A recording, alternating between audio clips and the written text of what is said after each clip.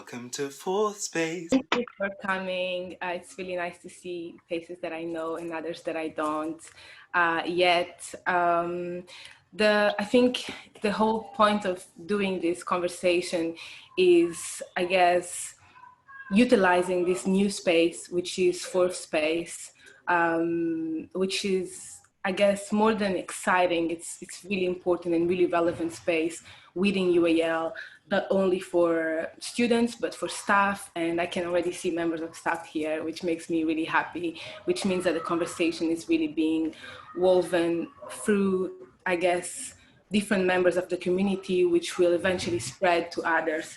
So, it's this space for conversations that are extremely necessary. I don't know if you...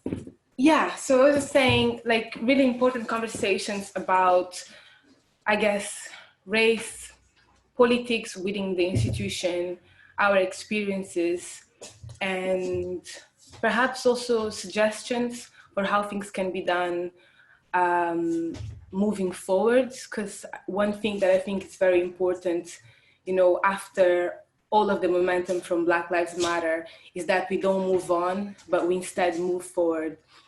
And we move forward together, and I guess by sharing experiences and by sharing knowledge, we'll perhaps be able to achieve better results.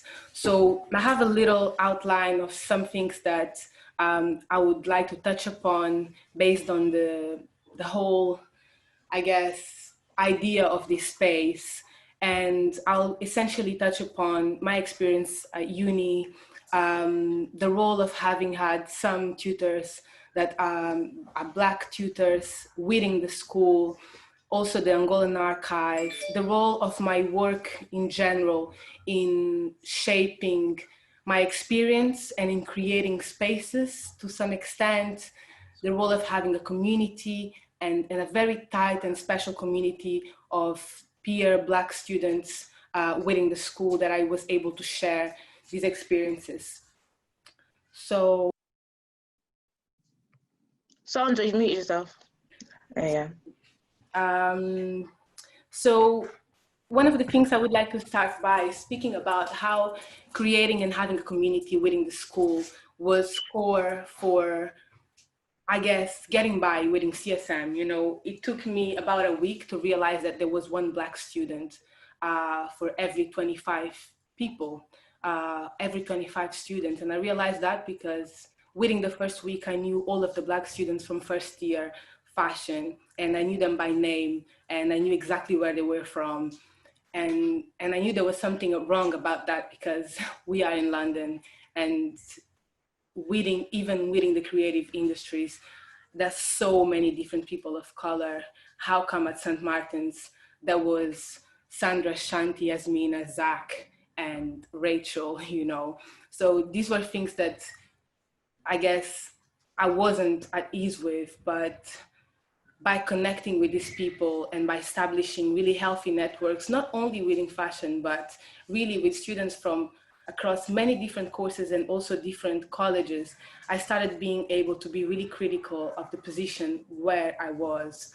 And this is when I realized the second fact, which is I was not only the only Angolan student in fashion, I was the only passport holder in my year, in general. I knew two other people, one person in foundation, and one other friend in PDP. But really, they, the foundation person never got into BA, and my other friend isn't an Angolan passport holder, even though he's Angolan. So all of these questions of what really was my sort of sense of responsibility within the institution, did I have to have some, or was I actually just doing my thing? So I'll start by speaking about the community. I was really lucky to, kind of meet one person that is really outgoing that would introduce me to this other person and to this other person. But I've met and I've come across so many different people that didn't have this chance and feel quite isolated within the school. And at points they feel isolated, and they would explain that they think that it is because they are Black. And I think it's just quite a straightforward almost so direct relationship to establish that certainly has a lot more complexities than what, than just stating that. But I used to say that if it was felt, it happened, and if someone felt that their origin or their sort of cultural reference points were, not helping in terms of them staying isolated within the school, it's because it happened, I guess. And then again, touching upon the relationships with the teaching staff, which at points, perhaps these people, and I'm not necessarily speaking about me, I think, because I think my journey is quite, it's quite different from perhaps the journey of a lot of other different students. So just to kind of really establish from now, I haven't really felt during my course that I was racially discriminated against again and again, or that I received comments, from tutors or from other peers, even though it might have happened once or twice. It wasn't something that I was constantly battling. But I guess that's because from very early on, I established really clear boundaries of how people would interact with me and my work. And I created this space where this research and this, I guess, output and artwork related with Angola, and creating all of those connections that maybe some of you, knowing of the Angolan archive, my final project, know that my work brings to the table. I feel like by creating that space, I sort of almost blocked some degree of ignorance, because I felt like a lot of people were actually scared of being ignorant around me.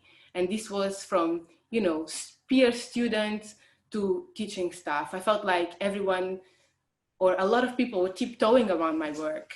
And that almost operated as a shield at points, because it allowed me to really do what I wanted to do, and not feel like I had to justify things. An example of that, for example, is in my final year.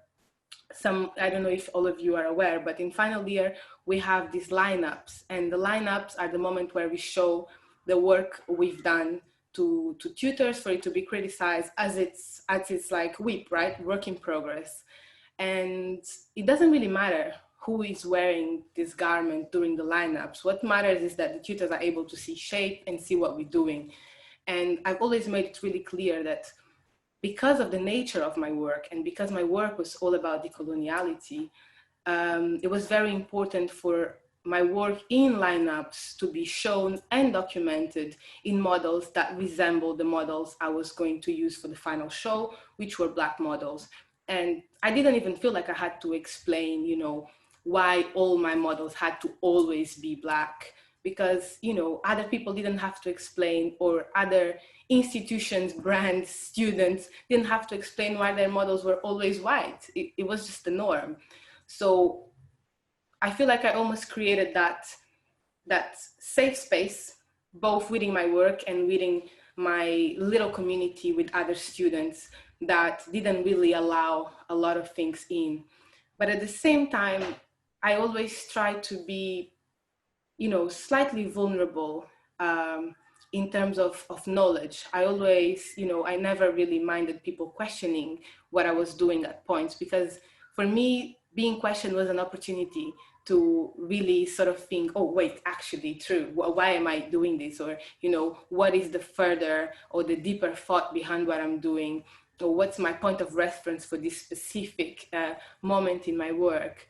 So yeah, that's really thinking about how my work created that safe space.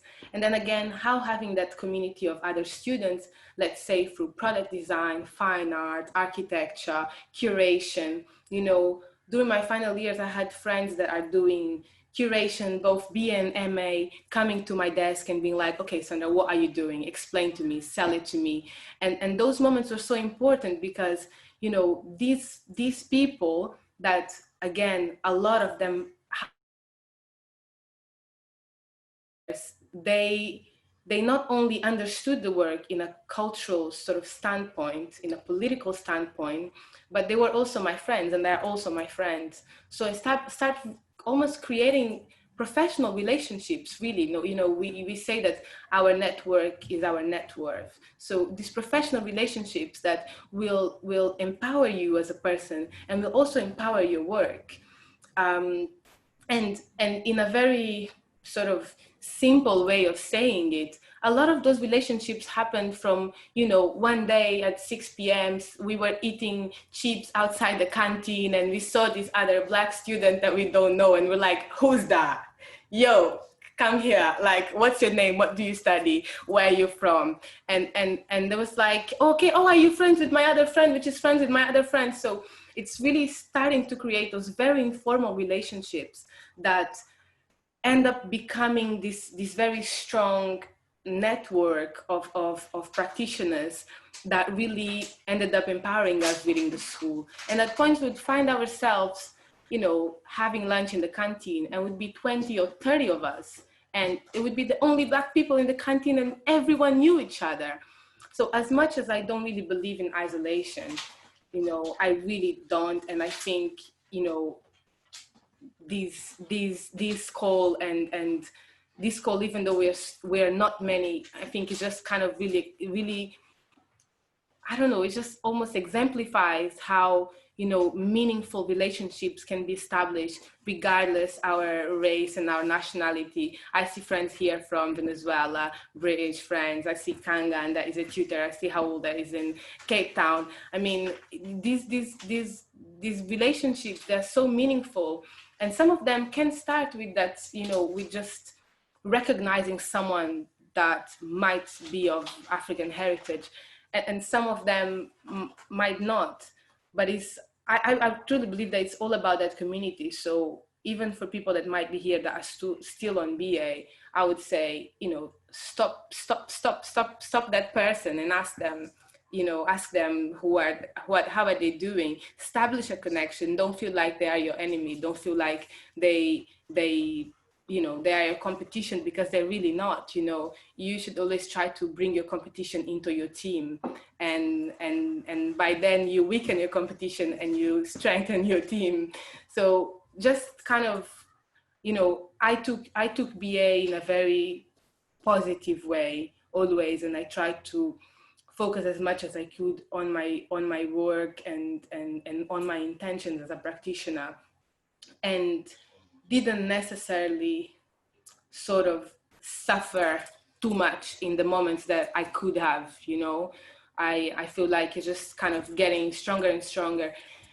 In terms of, for example, having dealt with moments that I felt like I was racially profiled, I felt that I was racially profiled just by the moment that I was picked to be in fashion design with marketing, because I was the only Black girl in fashion design with marketing. And when I made an appeal to change course to print, fashion design with marketing lost its only Black student, and print now had two, me and Shanti. So just that selection, I think that even though my work and me absolutely deserve to be in that position, it's almost a blame that I don't only put, or I can't only put on the school, really. I can't, because, nowadays we're speaking about institutional racism, we're speaking about racism being much beyond, the right now and the obvious and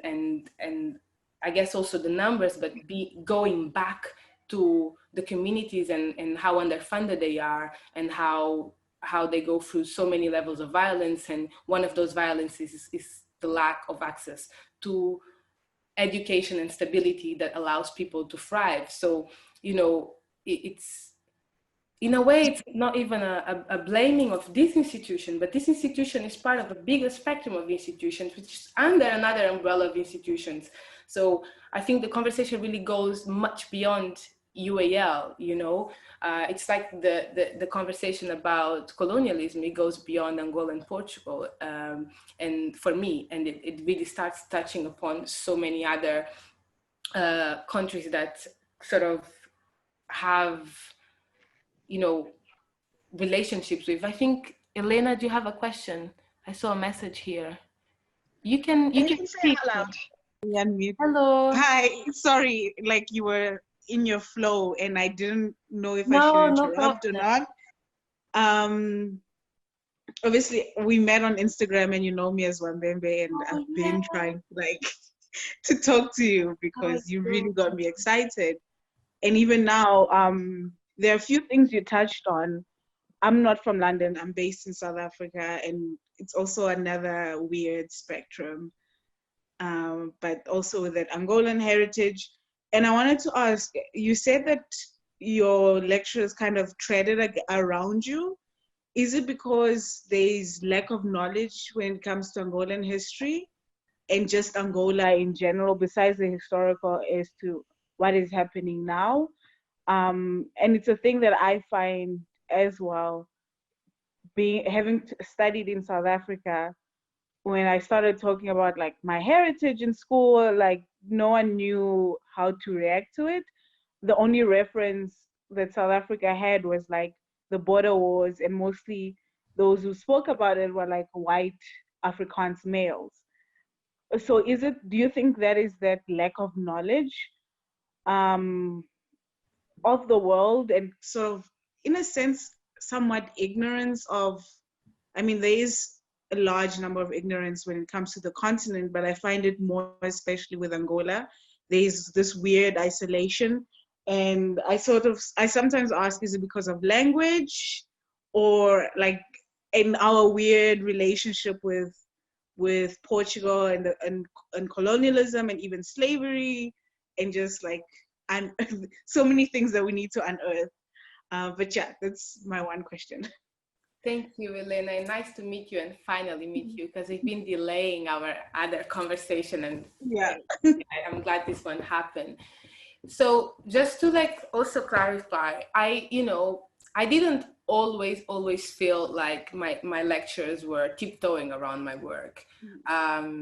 I think I also established a relationship with lecturers and technicians that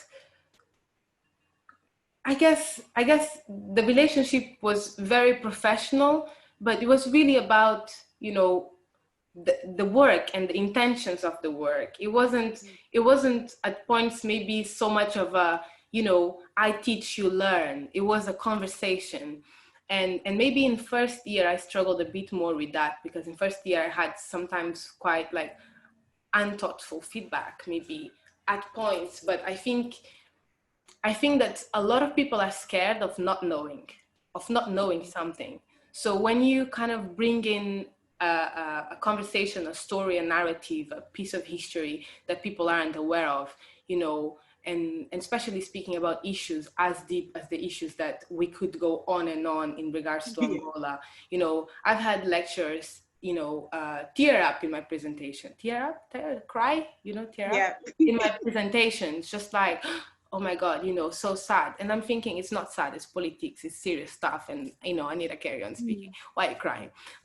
But really, I think it's almost the being so removed sometimes that it's quite difficult to kind of start engaging, especially because it's not a history studies BA, it's a fashion BA. So the degree of preparation that you need to, in a way, have to be able to respond to and to feedback people that will come up with some next like starting points as research and intentions, it's actually quite high. You need to constantly be educating yourself and learning, just the same way that as students we are, to be able to sort of respond to the demands of that professional environment of academia.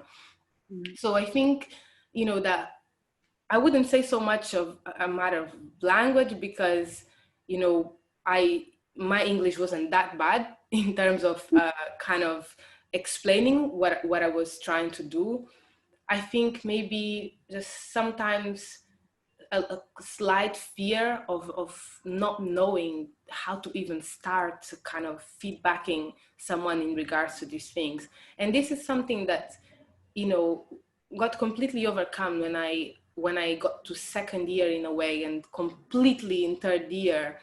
Not only because my course leader is Black, but because, you know, beyond being Black, my course leader sort of team was really, you know, at that point was really prepared to receive me, because I've been hammering so long about this, you know. I've been hammering from the first project of first year, you know. My white show, which is the first project that we do, first making project at CSM, my white show was about this. My white show was about patriarchy in Angola, bodily memory, and I had this kind of really had like this one really floppy breasts, but others really round breasts, and it was all about the bodily memory of my mom, you know. And she had 3 sets of breasts for 3 children that kind of have altered her bodily memory. So I feel like I've just been going a little bit too deep for so long that when I arrived in first year, it was like, okay, I think in the first tutorial that I had with my course leader, he asked me, okay, so you see yourself as a designer or as an artist? And I was like, artist. He was like, okay, cool. So yeah, we know what we're doing and I know how to deal with everything. I was like, cool, great. It's good that you asked me that, because I really wanted to say that already. So yeah, I think, you know, trying to answer your question, Lynn, I think sometimes a lack of kind of being slightly concerned about how to even feedback this person makes you maybe say something that has nothing to do with nothing. I think sometimes it's all about saying, honestly, I don't actually know anything about this. Let's think about maybe very holistic ways of feedbacking this person that could allow them to continue digging and continue making stuff, that I don't really have to tell them what to do. And they have to, you know, stop working with reds and oranges and pinks and start trying other colors. You know, once I was told this by a tutor, you know, you need to move on from the reds and you need to start trying greens and blues. And I was thinking, what? Like, what? I didn't even know why I was using the reds and the oranges so much. And then I went home and I was like, no, I actually I need to write something about this. I need this fight to be effective. And I started thinking that all of my memory from when I was born to the age of 18 was, you know, people that their skin color was warm tones, was the sand and the ground was orange, the sunset was orange, the food is orange, the vegetables are red. Everything was within those shades. So my memory, my sort of childhood memory, my point of reference was red. So there was no way I was going to move on. I could try other stuff, but you know, no one would analyze this, like, or at least this person didn't analyze this before they kind of had this the piece of feedback of telling me that I had to move on from these colors. Like, it's deeper than that. It's not a color matter, it's a memory matter. You know, all of us have like emotional relationships with colors. Some of us know of those relationships better, some of us not as developed, but we all have these relationships with color. So, you know, and after that I wrote so much with red as well. I think just kind of trying to understand and reassure some things with myself. So I don't know if I answered your question, Elena, but did I? Yeah. Kinda. Yeah. I go on rants, I'm like that. If anyone, yeah. Sorry. Does anyone else have any questions? Oh, me. Yeah. I have a lot. Like, if I carry on with my question, it will just be a conversation between me and someone. No. Anyone else has questions? Yes. If we don't, either Elena, you can ask your question. Kangan? Kangan? Hi, Sandra. I just wondered if you felt at any point that you were being culturally stereotyped?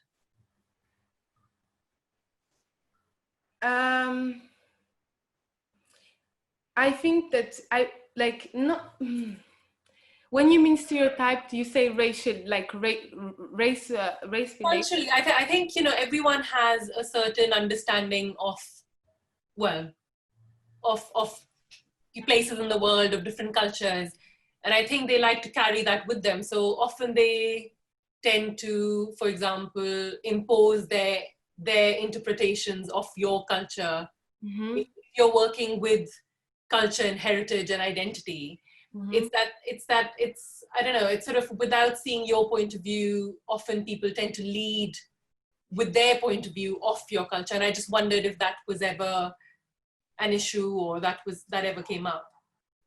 I think that I during BA I was able to build quite mature relationships of work with my tutors and my technicians. You know, I think that there was not much space for kind of, you know, especially from first year, for misinterpretation. And even in first year, I had really important pieces of feedback, even from like, actually at the time I didn't have any black tutors, so from white tutors that really acknowledged what I was up to. And I remember having a tutor that is from Ireland, and she draw quite interesting connections about sort of this kind of revolutionary kind of way of seeing things, and like very political way of seeing things from her point of view as an Irish national, and sort of drawing interesting connections with my work.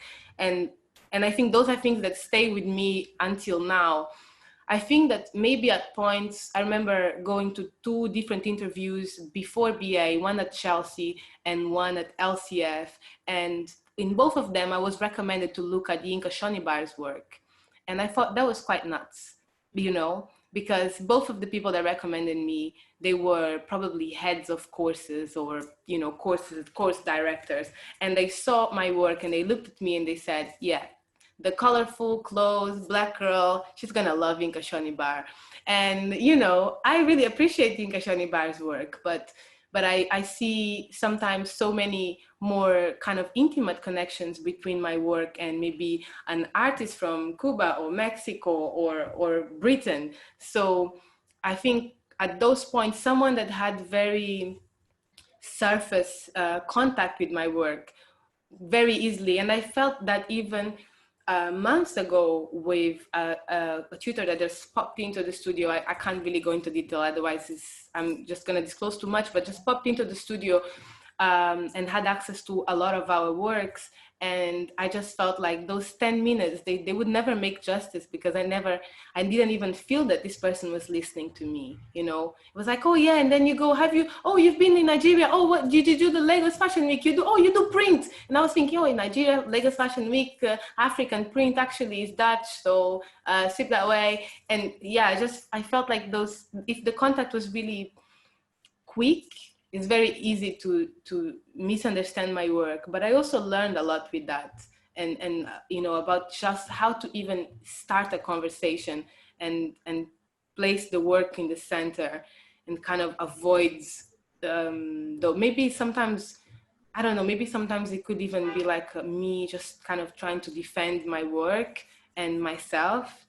But I felt like during BA, not really. During BA, the relationships with the tutors were, you know, really allowed a lot of growth. And I think now, even post-rationalizing about BA, I think it was just an incredible time in terms of growing as a person and as a practitioner, just seeing, you know, the avenues that my work could take.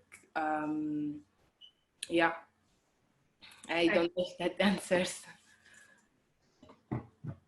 Anyone else? Any other question? Thank you for your questions, Elena and Kangan. I have some other list of things here that I could talk. If you guys, maybe if you like asking any questions, just raise your hand or pop it in the chat.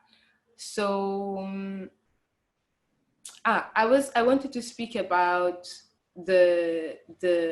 my relationship with the libraries. So there's another thing that I think at St. Martin's I realized that was, you know, said a lot about who studied there and what was the primary agenda of the school. And this was the lack of materials regarding politics, Black politics, at the actual library of St. Martin's. So this is in first year when I was writing my first essay. I realized that the whole list of books that I was interested in renting out, they were all at LCC. And I would get the books delivered to the library because we can just ask for them to be delivered in the library and then pick them up. And this kept happening. This may be happening in my second essay again until I was like, I'm done. I'm actually going to LCC and I'm just going to look at these books in person, because if all of these books are in LCC, means that's a lot more. And I know, some of people in here are no longer at UAL, but I started to, when I went to LCC and I actually saw this, mad library full of these books that I just actually wanted to take all of them home. I ended up carrying so many books home and leaving half of the books that I fell in love with there just because I couldn't take so many. I realized that there certainly was a relationship between, even though UAL is the umbrella, between these kind of colleges, different colleges, their locations, the sort of the population of the school and the agenda of the institution itself, that there had to be a relationship. How come all of the books that at some point mentioned Angola were at LCC? I think now there's maybe 3 or 4 in the library, in the African arts section that I found recently that mention Angolan artists or work, but it's always art related. It's never, pure sort of academic, whichever material. And I guess, that's something that I was a bit not at ease with, and I kept telling everyone, go to LCC library, go to LCC library. Another thing that I found out, and this is something that for you guys that might still be at UAL, was that there's this archive called African, Caribbean, Asian and African Art in Britain archive at Chelsea College of Arts. I think, Sasha, if you could maybe pop this in the chat, this kind of line, or maybe I can pop it at the end.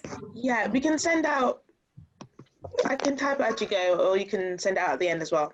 Okay. Yeah, this is an archive that exists at Chelsea College of Arts, and it's something that I would never have had access to materials if I wasn't one of those people that reads all of the flyers outside the student union, takes pictures of them, and puts, alarm bells, rings on my phone, and just tries to remember to go to these things. And I think that's something that I guess really, empowered me and I guess further educated me, because one thing is going to the seminars where, all of the lectures are, catering and very, very well designed to try to cover as much as possible during first and second year. And then in final year, you write your dissertation about whatever you want. But, the power and the agency in going to these reading groups outside the curriculum, outside the actual course, and meeting different people, meeting other lecturers, and furthering the network that I was speaking about earlier. I think it's very important part of the university experience, and it's very important part of the actual professional experience. Just as today I'm really lucky to be able to speak with you guys, I'm pretty much every day being one of the listeners in these Zoom calls about people that I really want to kind of learn more about or learn about their experiences. Even yesterday, and this going back to the racism conversation, yesterday I was in a call very similar to this one, apart from the fact that the lady speaking was much more interesting than me. And she is basically that created one of the first supermodel agency in America that was focused in, that really enhanced Black models. So this is Naomi Times. Naomi is another conversation that I can't have today because it would take 5 hours really. But it's, this is sort of Naomi Times. And she was speaking about similar matters. And she was saying, I rather live with a racist than with an ignorant. And this, I felt like everyone was really not at ease with what she just said, but, she's on her 70s. So when she says something, it's like a library. So we know there's a lot of stuff behind what she was saying. And, thinking about the experience within the school where there were moments where we very clearly saw displays, like racist kind of displays of work or very problematic displays of work versus the ignorance, I would assume, of just saying, why don't you move on from the reds? Which you mean, why don't you move on from your cultural points of reference? You know, if I want to really dig it, maybe it's true, you know, maybe the you know, I don't know if maybe it's true, but it's I think it's something to think about, just to think about, you know, moments where there was a swastika shown in the bridge at St. Martin's and the school just put loads of blankets on top of it and it never happened, but the photos are all over the internet and, you know, no one knows who's the student, if they ever graduated, if not. But I feel like those moments, they are very different from kind of micro hidden aggressions that could actually shape the journeys of the students. And I was fortunate to see a lot of people really thriving through, you know, slightly hostile environments at points, even if they didn't, you know, and in my case as well, even if not always I felt the environment was hostile, maybe it was, I just had a certain attitude towards it that helped me keep pushing what I wanted and doing what I wanted. But I also saw people really not being able to deal with it, because I felt like the racial discrimination within the school ends up being on this big snowball that starts with, you know, sometimes having a problem at home and missing class, and then missing free tutorials, and then trying to explain it, and then going to a counselor, and then they don't have enough time for you, and then the tutor already thinks, oh my god, this student is actually a problem, and then they put you through the other tutor that is a bit higher up in the chain, and it doesn't solve anything, and then suddenly you feel like you are a problem, you send a big email, and then it becomes almost like a mental health matter that is real, because the student is feeling it, the student is not benefiting from what they're meant to. And, you know, maybe I'm going on a rant right now, I'm not sure, but, you know, I know people that are at a university at St. Martin's, got in, and their parents don't even want them to be at St. Martin's. Their parents don't want them to study. Their parents don't think it means anything to study art. They rather they don't study and go to work. So it's almost, they have this fire and this power and this, you know, amazing talent, but maybe their environment is so fragile. But on the other side needs to be someone that is prepared for this. It just needs to be someone that, maybe it's not that they need to parent the student, but it needs to be prepared for, you know, any fragility can come from the side of the student, just as much as if, you know, if it's on the other way around, we sort of have to understand it and just be humans.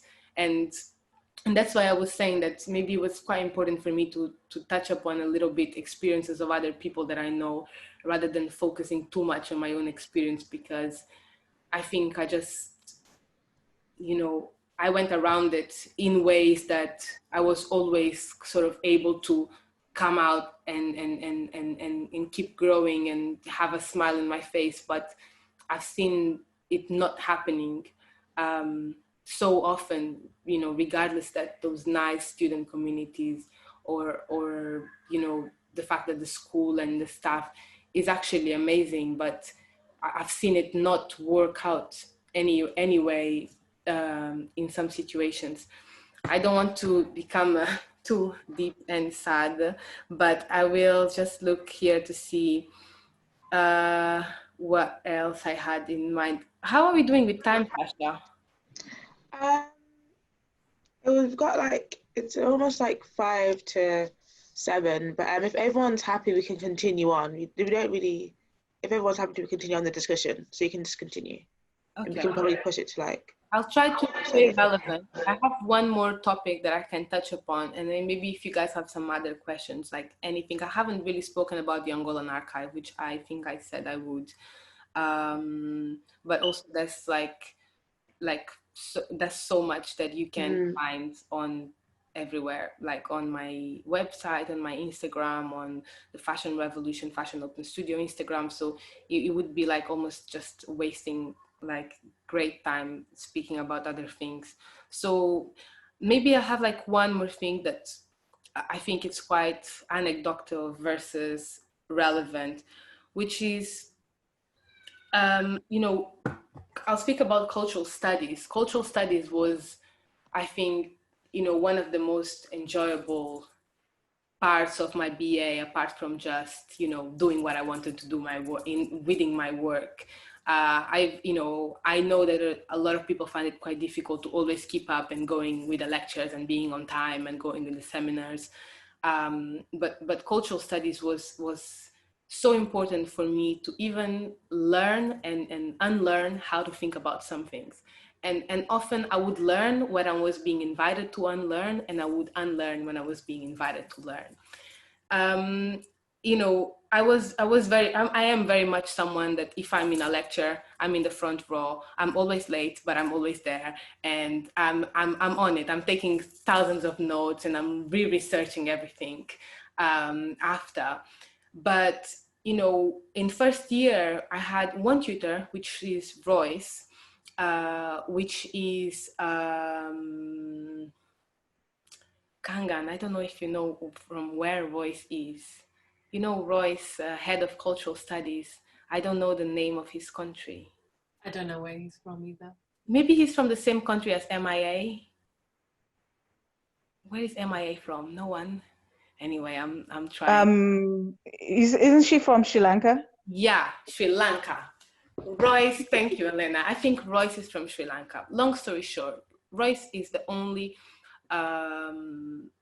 non-white tutor that I had in cultural studies, both in first and second year. He also happens to be the head of cultural studies, which is our, you know, academic reading, writing, analyzing unit. And he also happens to have a PhD from Oxford.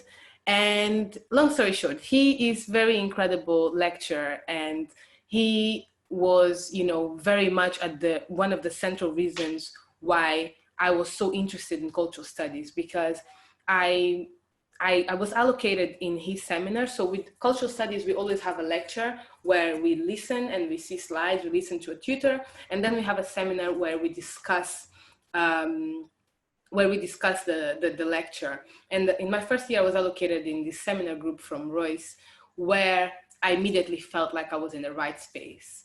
And this was because, you know, there was so many loud voices in the room that had a much better English than me, had much better articulation than me, the right vocabulary to say exactly what they wanted to say. And I felt like I really didn't. I mean, I feel like I still don't, but you know, it's difficult to argue when in a way your language is not really fully there yet.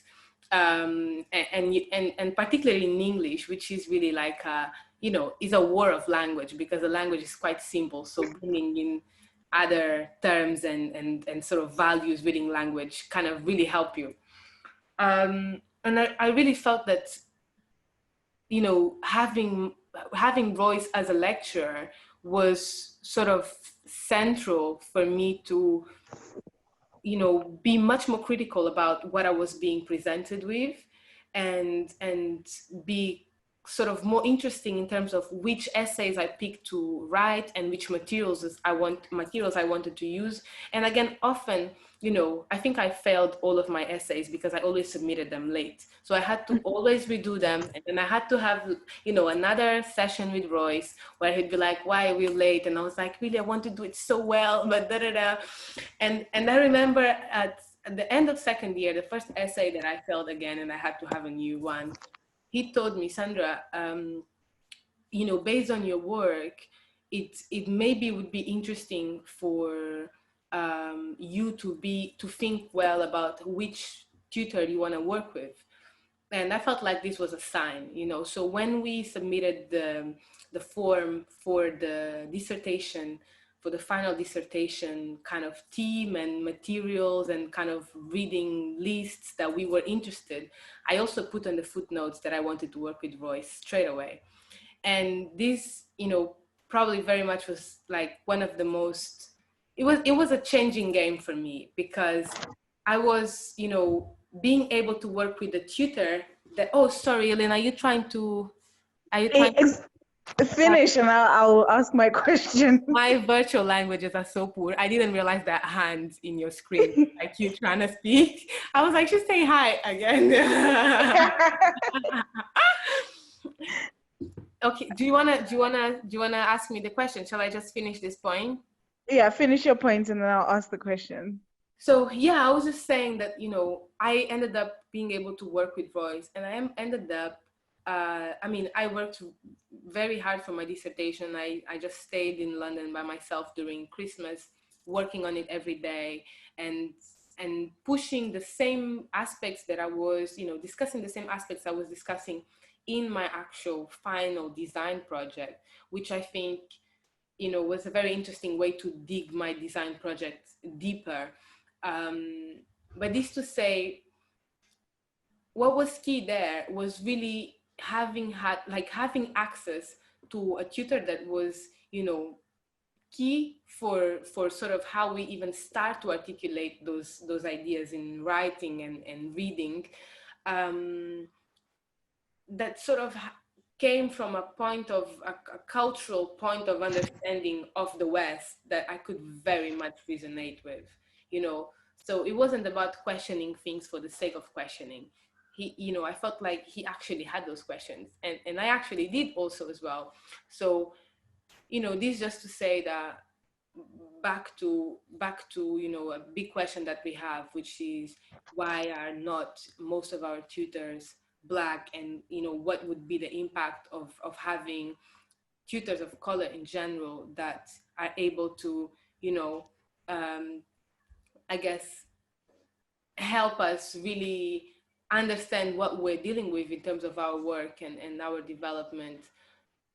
I personally feel that I fully benefited from having had the chance of having, you know, both incredible tutors, the incredible tutors that helped me so much develop and grow, that were both white and Black. So it's not even about just kind of, oh, let's just hire a lot of Black tutors. I think it's really about preparing the people that are in place and also creating opportunities for other people. Elena. Okay.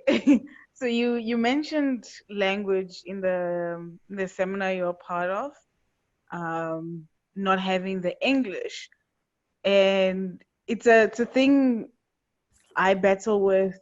So I'm based in South Africa. South Africa has 11 official languages. Two of them is English and Afrikaans, which is obviously associated with whiteness and colonialism. But then I'm also Angolan. I spoke Portuguese at home. I speak Portuguese at home. But then my parents are also Mbundu, and I am supposed to speak Mbundu. And I found it quite interesting how you said you didn't have the language to sort of articulate yourself in English. And I find it quite, you obviously you're in England, you're in London, and the language is English. And I find it quite problematic, and it's an argument that we in South Africa have, we at home have, as to why is English the valid language? Why couldn't you have that guts to sort of, and you were probably young and but like, why don't we have the guts to articulate ourselves, whether being it in Portuguese or in Mbundu or in Kwanyama, with politically or not, and getting people to understand. Like, for example, finding like Google Translate, for example, you won't find it in any Angolan language. You wouldn't even find it in Kimbundu. And it's like, it's an argument that we need to have all the time. Why is English being accepted as this sort of international language? If it's not English, it's French and maybe Portuguese. And also, when you touched on the library aspect, it's a struggle I had also, where I kind of found through looking at academic websites like Joster and so on, the few that were there were written in Portuguese and not English. And it's like, then comes the job of translating and da da da da da da. So it's a, well, maybe it's my own personal battle of language and articulation and bringing your points across. And that's what also brings me back to my first question is, do you think that that barrier that is there with Angolan history and Angola, and not just Angola, but also like if you think of Mozambique, the Lusophone countries in Africa, São Tomé, Guinea-Bissau, and Cabo Verde. I hope I didn't miss anyone out, but yeah, that there's this weird language barrier. It also goes back to music, so many other things, not just in terms of speaking, but there's this weird language barrier because we are these Lusophone countries. But then also going back to like indigenous language within these countries. How do we now articulate ourselves? How do we translate it? How do you translate your dissertation in terms of also the Angolan archive, not to be just in English or Portuguese, but also to be in Kimbundu or Mbundu or Panyama or whatever, or whichever language that Angola has? How do you translate that archive to be accessible, but also to build a nation? Do I make sense? Yeah. Or to yeah. Yeah.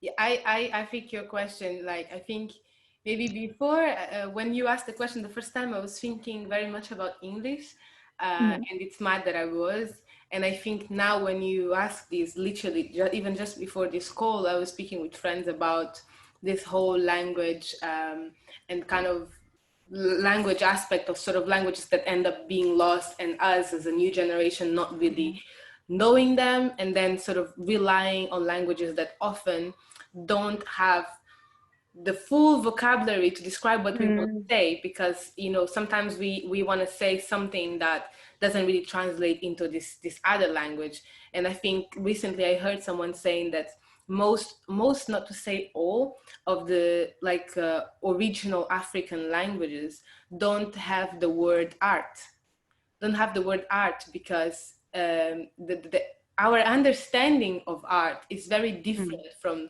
the Western understanding of art, you know, as you know, the forms of art and the making art and the art industry. You know, we have maybe a much more spiritual relationship with art, might even mean just as a form of expression and as a language, rather than a thing, you know, and a world and a body of practitioners. So this word doesn't actually exist, perhaps in Kimbundu, Mbundu, Chokwe, Lingala.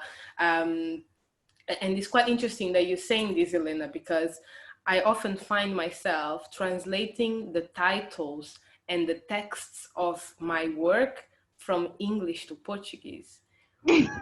Which is crazy, you know, it's crazy. Like I learned English 5 years ago.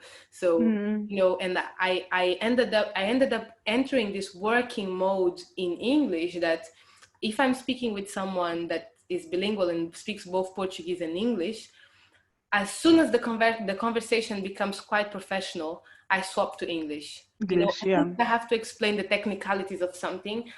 Like literally anything that goes a little bit more technical or a bit more academic, I usually swap to English because I got so used to expressing myself in English. And you know, obviously I speak Portuguese better than English still, but I remember maybe a couple of years ago I was in Luanda and I went to the national radio, kind of commercial radio, LAC. I was doing an interview about my work, and I was so concerned that I was gonna have to speak for 30 minutes in Portuguese about my work. So I was really pacing myself and translating things in my head quickly and trying to make sentences make sense. Obviously, you know, I speak Portuguese fluently, but it's almost I guess English is almost this language that English and French and I believe now Arabic, that are connecting certain currencies, you know. And I think we just rely on English like it's water. But we 100% need to make sure that not only we learn, but we teach, you know, our kids or our, you know, nieces, Ourselves, I think. yeah. Before we get to our kids, ourselves. Yeah, yeah. Well, we learn, but we transmit. You know, that's what I mean. Like it doesn't end in having the knowledge. Like I often like I have quite a lot of books and, you know, Angolan history, politics, 27. You know, a lot of books that are quite controversial even in Angola. And when I'm reading them, Please pass me your reading list. Sorry. I will. It's quite, he might be arrested, but I will. And I find myself when I'm reading them constantly taking notes and writing. You know, this is something I didn't used to do, is to write on the books. My mom always told me that was very disrespectful with the book. And most of the times I'm either questioning or adding information or relating with it, a little family anecdote, because I really want my kids to find those books and to find that information and to be able to know what I was thinking about that information, so they can then build their own idea, you know. But just having access to the now through those notes. So it's almost like that, you know, it's not just about us acquiring the knowledge, but it's really about us creating networks and databases and conversations that stay, you know, further. Isabella, did you want to ask something? I saw you like doing something. No, I didn't actually, sorry. But this whole conversation is reminding me of where I live, which is Brazil. And our language is also Portuguese, but we have a lot of indigenous sort of languages. And the whole like universities here allow you to write your final thesis in either like English, Spanish, French, German, Italian, but you can't. People had to actually like fight for this in the court to have their final thesis written in, you know, indigenous language, which is so bizarre because these people have been here way before anyone else came here to colonize us, you know. So it's not really relevant, but it's something I've been thinking about too. Yeah, definitely. I think it is relevant. I think it's very relevant because even in South Africa, because it's my context, I've been here all my life. Like it's such a major thing when someone writes the thesis in an indigenous language. It's like groundbreaking. But then it's also looking at how university structures are and how white they are, how Western and colonized they are, and how do we now decolonize that. And even just I think like looking back in my high school years where we weren't allowed to speak in indigenous languages. So I grew up in Pretoria, which is like Sotho speaking, and the school we went to was white in the sense that it was like one of the former white schools that post-apartheid allowed Black students, and they spoke Afrikaans and English. And they would go on to say, like, you can't speak in a vernacular language. We need to understand what you're saying.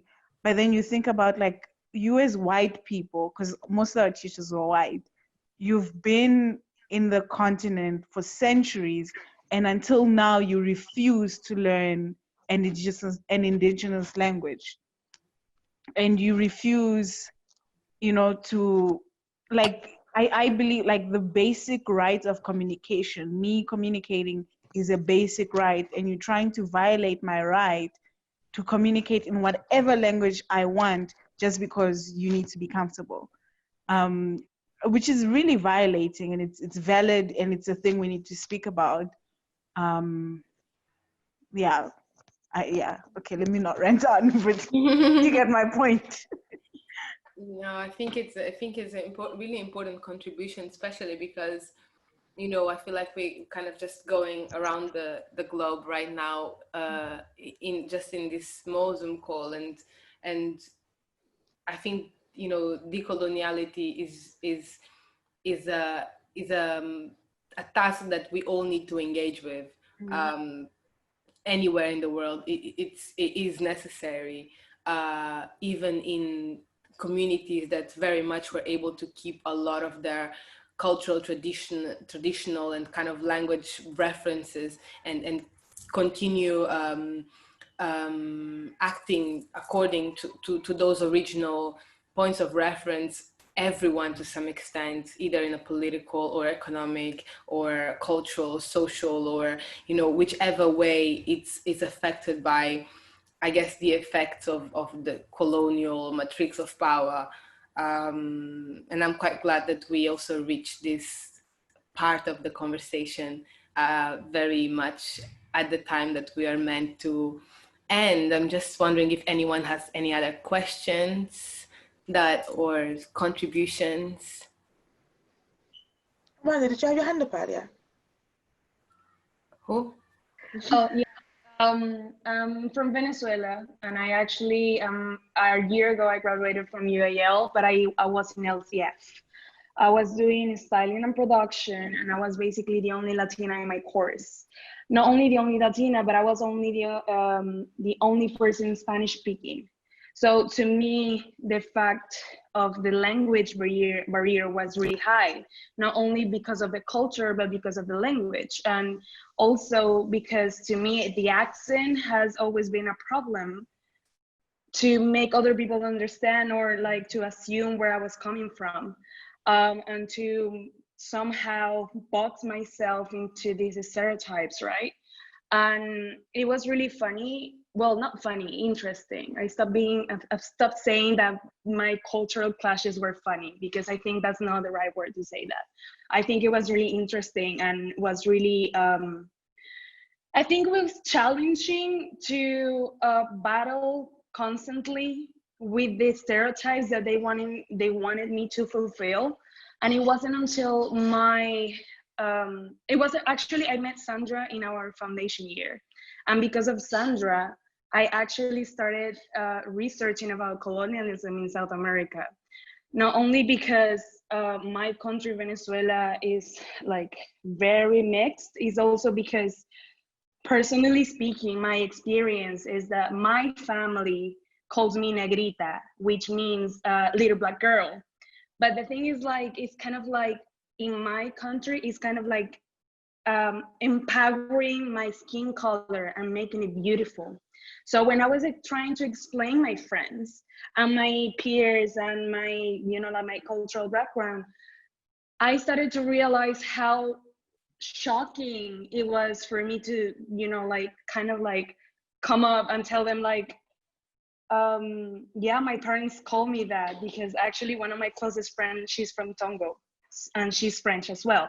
So she was like, did I hear wrong? Did your parents call you like little black girl? Why are they calling you this? And it's kind of like the cultural clash, and realizing that even in Spanish, we are so, in South America especially, we are so backwards in this kind of like conversations. We are not there. So when I met Sandra, it started like, I started questioning myself about everything. And I didn't know much about like Black history in general. So to me, it has been like university wasn't only like college in general, it wasn't only kind of like enlightening, but it was kind of like a stage to be humbled, you know, because sometimes we repeat things without knowing what they actually mean. And we kind of like adapt mannerisms and, you know, like, I don't know, things like Thanksgiving because my family lives in the States, or I don't know, like celebrating in South America or in Venezuela, we celebrate the date of the race, which is Columbus Day.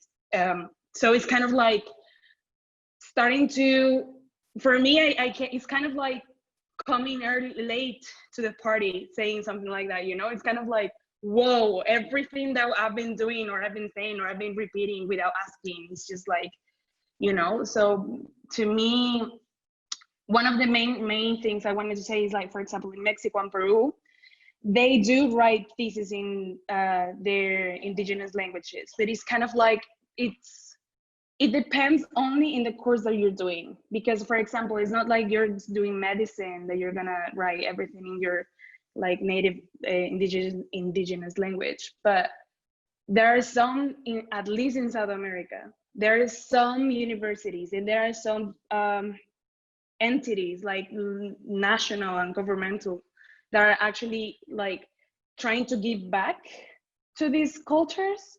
So I mean, I think we are at some point, I think we're all ignorant because we all ignore some things that are happening everywhere in the world. And regarding colonialism, which is a massive thing, because everywhere, the whole country, the whole world have been colonized at some point. So I think it's a constant conversation that we need to continue having. And because of having friends like Sandra, I actually stopped letting my friends call me negrita, because I don't think that's actually healthy for whatever some reason. I don't know, like it's kind of like weird because they don't even consider me black. So it's kind of like, you know, it's confusing because I'm 24 years old now. So it's kind of like realizing after your, you know, like teenage years that you're all rebel and you want to be against everything, and now it's kind of like taking back. Amanda, late to the party, but welcome to the party. Thank you. So yeah, just my contribution, you know, it's kind of like, I don't know if it is a fourth of something, but yeah. Yeah, no, it is. Thank you. I think it's good to keep things in perspective and know that as much work as we do, we still have work to do, and we still have 100%. And we as much as we learn from someone, we might teach something, or you know, it's always an exchange. And I think this is the positive thing in a way of us, you know, now being so kind of connected virtually, is that we suddenly started being able to have these parties that are very progressive that we weren't having before. And you know, we wouldn't really go to the pub with someone that is in Brazil, someone that now is in Madrid, in London, in Cape Town, I mean, you know, in France. That I feel like we are everywhere in the world, like as just far as I'm concerned from this call right now. So I think yeah, it's quite amazing. Katerina, do you want to say something? We're about to go. We need yes, to I people do. go. I do. It's Friday. Hello, everyone. So I just wanted to make a comment on top of what Amanda just said. Like, for dudes who don't know me, I'm Katerina. I graduated in costume for performances and LCF as well. I'm friends of Sandra and friends from Amanda that just spoke, and I'm from Brazil as well. And I feel like on LCF, there is a lot of barrier when it comes to cultural backgrounds. Like, being from Brazil, I had a lot of Latino friends, and even with like these Latinos friends of mine, it was just like so weird, like for the people outside to see me with them, because there was a language barrier that most people were aware of. And the people that were not aware of, they would come to me and they would just assume like I spoke Spanish because I walk with these people, right? So like I feel like there was a little bit of that going around. But like when I look back to my country, like when I look back to Brazil, like where I came from, and I think about like how aware of the people on our surroundings and like our own culture we are, it's just like such a huge lacking of knowledge, if I may say. Like, I'm from a country that's surrounding from like other cultures that speak Spanish, and we do not bother to learn about them. And it's the same thing inside the country. Like, I'm from a country that was colonized by Portuguese speakers, right? Like Portuguese people. But there was a lot of like people coming down from Africa, for example. And like, I live in a state that's mainly white. So we literally just ignored that. And I feel like it wasn't until my thesis on like year 3, which I also spoke a lot with Sandra about it, because I did it on Candomblé, and like I did a little bit on the political part in Brazil, that I came to learn all of the, like, I don't want to say the real background of my country, because like there's indigenous and there's like so many other immigrations there as well, but like a huge part. And I became to realize how much my country has like influences on like music, parties, like holidays, on the way we dress, the way we talk, like what we consider ourselves regarding to this cultural background. So I feel like it was really interesting. And every time I compare that to the place I was studying, I feel like I felt a huge clash in both being accepted and accepting others as well, because my understanding of like culture backgrounds were like limited to what I saw in Brazil. And I had like to open my mind once I came to UAL, right? And I felt like sometimes the other people will not do the same, because Brazil is such a mixed country, right? Like we have white people, we have black people, we have indigenous, we have Asians.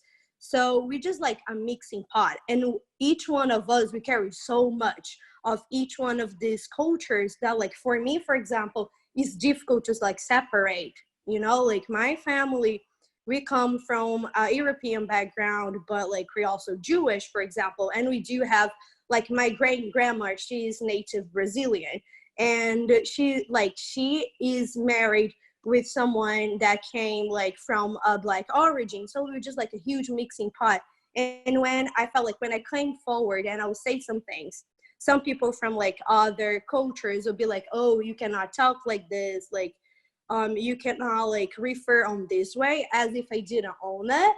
And like because the background I came from, I kind of like came to realize that like I have a lot of like mixing origins, but I also needed to separate that, because that's not true for everyone and that's not how people understand. So it was just like a huge learning experience. I mean, that's the contribution I wanted to say. Like I just thought it was like, Katarina, you're going on a rant. No, it's been too long. We need to go. I'm sorry, I'm just like the last person to speak, Sandra, as No. No, thank you, Katarina. I think I'm enjoying this too much. Can we not do go? a part 2, guys, but an hour. We must. We'll have you back. I mean, who are we to keep Kangan for this long? Thank you for organizing this. This is amazing. I've been learning so much. Sasha, which has That's lovely tag, she did organize this. So this is a new UAL space for students, staff, alumni, to have progressive discussion about race within the institution. Not only people from the institution, but anyone can join them. And this is the second talk. There'll be more. And the previous one was really, really interesting, was really different as well. But I think that's the whole value of it. And yeah, we're here to support it and also to make it. Yeah, and all our talks will be on YouTube as well, on the 4ourth Space account. Perfect. So you can see all of them. Let me go along. Amazing. And when is the next one? We're going to try and do it every 2 weeks. So every 2 weeks. Yeah. Okay, cool. Yeah, and yeah, I'm just really glad that everyone was able to come together, and I felt this was a really informative discussion, especially just about the fact of trying to grow. Like most people assume you know everything already just because it should be your cultural background, but you still need to learn new things and like modify how you think as you go along. I think it's really important. So yeah, I just want to say thank you everyone for joining us. Thank you, Sandra, for leading us in your talk. Everyone for coming. Yeah. And see you guys. Congratulations, honestly. It's actually an amazing platform that you're building.